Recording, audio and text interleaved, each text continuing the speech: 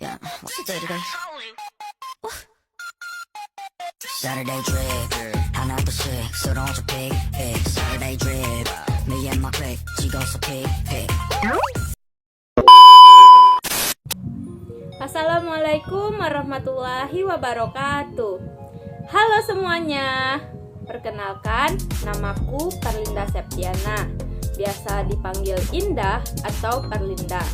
Aku berasal dari kelas 1B program studi pendidikan matematika. NPM-ku A1C 024046 dengan dosen pengampu Dr. Muhammad Kristiawan MPD. Di video kali ini aku akan menjelaskan mengenai apa itu filsafat pendidikan dan teori-teori manajemen pendidikan. Selamat menyaksikan. Sebenarnya apa sih maksud dari filsafat pendidikan? Jadi, filsafat pendidikan itu adalah teori-teori atau ideologi pendidikan yang muncul dari sifat filsafat seseorang pendidik, baik itu dari pengalaman-pengalamannya dalam pendidikan ataupun kehidupan dari kajiannya tentang berbagai ilmu yang berhubungan dengan pendidikan. Dan berdasarkan itu, pendidik dapat mengetahui sekolahnya berkembang atau tidak. Jadi, dapat disimpulkan secara sederhana, filsafat pendidikan itu diartikan sebagai pemikiran mendalam tentang pendidikan. Selanjutnya, ruang lingkup filsafat pendidikan. Hal-hal yang menjadi kajian filsafat pendidikan sebenarnya sangat luas cakupannya. Pertama, merumuskan secara tegas sifat hakiki pendidikan. Lalu yang kedua, merumuskan hakikat manusia sebagai subjek dan objek pendidikan. Yang ketiga, merumuskan hubungan antara filsafat, filsafat pendidikan, agama, dan kebudayaan, serta teori pendidikan dan politik pendidikan. Lalu yang keempat, merumuskan sistem nilai dan norma atau isi moral dari pendidikan yang menjadi tujuan pendidikan. Materi yang ketiga adalah aliran-aliran dalam filsafat pendidikan. Aliran yang pertama adalah idealisme.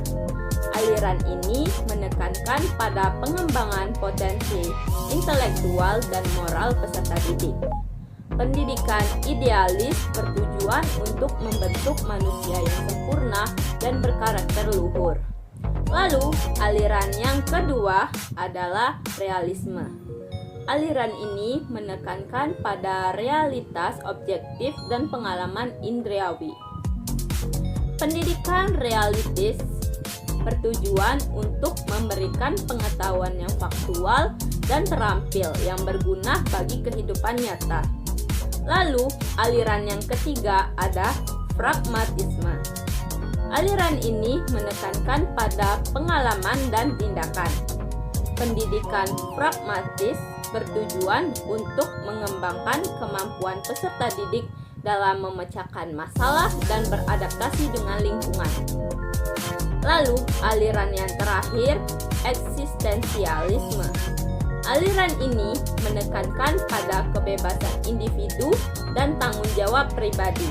Pendidikan eksistensialis bertujuan untuk membantu peserta didik menemukan makna hidup dan mengembangkan potensial diri secara mandiri. Selanjutnya, hubungan filsafat pendidikan dengan praktik pendidikan. Filsafat pendidikan menjadi landasan berpikir bagi para pendidik dalam merancang kurikulum, memilih metode pembelajaran, dan menciptakan lingkungan belajar yang kondusif. Filsafat pendidikan juga membantu para pendidik dalam memahami tujuan pendidikan dan nilai-nilai yang harus dijunjung tinggi dalam proses pembelajaran. Selanjutnya, apa sih manfaat dari kita mempelajari filsafat pendidikan? Yang pertama, pemahaman yang mendalam. Studi filsafat pendidikan membantu individu untuk memahami prinsip-prinsip dan nilai-nilai yang mendasari pendidikan.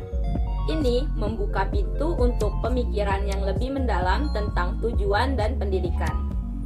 Lalu, yang kedua, ada pemikiran kritis. Filsafat pendidikan melatih pemikiran kritis.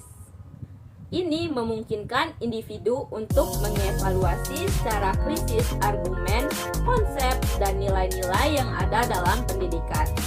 Pemikiran kritis adalah keterampilan yang berharga dalam pengambilan keputusan. Yang ketiga, ada perbaikan praktik pendidikan. Dengan mempelajari filsafat pendidikan, membantu peserta didik dalam meningkatkan praktik pengajaran mereka. Ini memungkinkan mereka untuk merancang metode-metode pembelajaran yang lebih efektif dan relevan. Lalu yang keempat, pengaruh pada kebijakan pendidikan. Pengetahuan tentang filsafat pendidikan dapat mempengaruhi pembuat kebijakan pendidikan dalam mengambil keputusan yang lebih baik. Mereka dapat memahami konsekuensi dari kebijakan tertentu pada pendidik. Selanjutnya kita akan membahas apa sih itu manajemen pendidikan, lalu apa saja sih teori-teori manajemen pendidikan. Ayo kita bahas lebih lanjut. Jadi, manajemen pendidikan itu dapat dikatakan salah satu cabang ilmu sosial yang pada intinya adalah mempelajari tentang perilaku manusia yang kegiatannya sebagai subjek dan objek. Teori klasik asumsi bahwa pekerja atau manusia itu bersifat rasional, berpikir logik, dan bekerja merupakan suatu yang diharapkan. Salah satu yang mempelopori teori klasik adalah Frederick W. Taylor. Pelopor klasik lainnya yaitu Henry Fayol yang menyatakan bahwa ada 5 pedoman manajemen, yaitu yang pertama, perencanaan, lalu yang kedua, pengorganisasian, ketiga, pengomandoan, yang keempat, pengkoordinasian, lalu yang kelima, pengawasan. Lalu teori yang kedua adalah teori neoklasik. Teori ini berasumsi bahwa manusia itu makhluk sosial dengan mengaktualisasikan dirinya. Para tokoh aliran ini menyatakan bahwa hakikat organisasi adalah kerjasama. Manajemen dapat bekerja secara efisien dan tetap hidup jika tujuan organisasi dan kebutuhan perorangan yang bekerja dijaga dengan baik. Teori ketiga, teori modern. Teori modern mempunyai pandangan bahwa organisasi itu terbuka dan kompleks. Analisis sistem, rancangan sistem, dan manajemen petunjuk dalam mengoperasikan pendekatan sistem merupakan 3 unsur pokok yang berusaha mengenalkan eksistensi keterpaduan berbagai unsur dalam memecahkan masalah yang sifatnya kompleks termasuk pendidikan.